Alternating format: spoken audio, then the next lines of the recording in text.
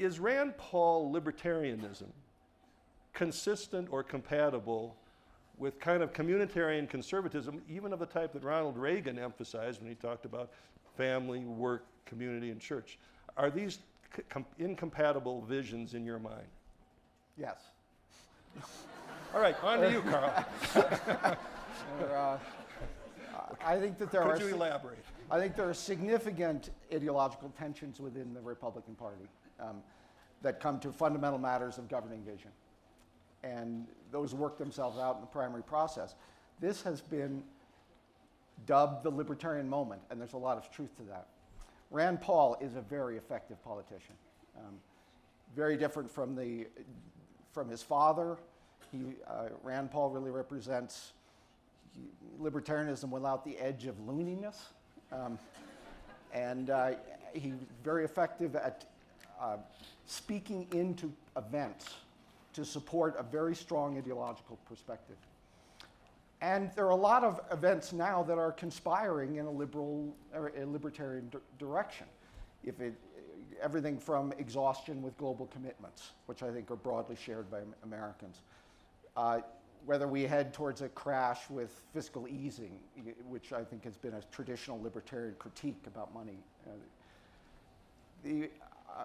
Also, we have recent events that seem to be conspiring to confirm conspiracy theories, whether it's the IRS or the NSA or the FBI with domestic drones or other things. I think the reaction to this is often just wildly overblown, but it fits the libertarian narrative very, very well. But let me just say, the question is what the Republican Party, the policy problem the Republican Party needs to solve. We can develop it more, but I think the Republican Party has a serious problem with working class voters who are in an economy that's continually stagnant for them, no matter what the situation is in the broader economy, and with new Americans that are concerned about social mobility. One of the most extraordinary facts that came out of the Great Recession was in the worst days of the Great Recession, people with a four-year college degree had a 4.5% unemployment rate. People with just a high school degree had a 24% unemployment rate. We're in an economy that's increasingly segregated by class based on things like skills, education, family structure, a lot of things that have to do with social capital. The question is, are Republicans going to speak into the way, the lived experience of many Americans they need to appeal to on the economy?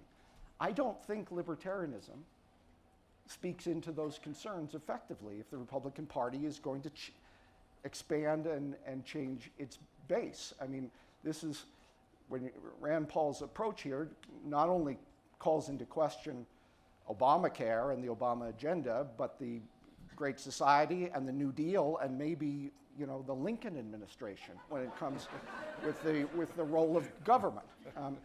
And Republicans are going to have to define an active but limited and positive role of government to encourage social mobility and striving in this country.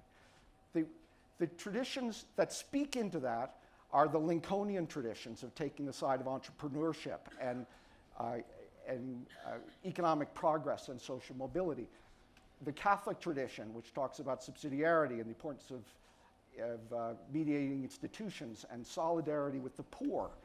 The evangelical Reformed tradition, the kind of Wilberforce tradition that talks about great moral causes. All of those are more promising when it comes to appealing to the actual groups that Republicans need to appeal to than libertarian ideology.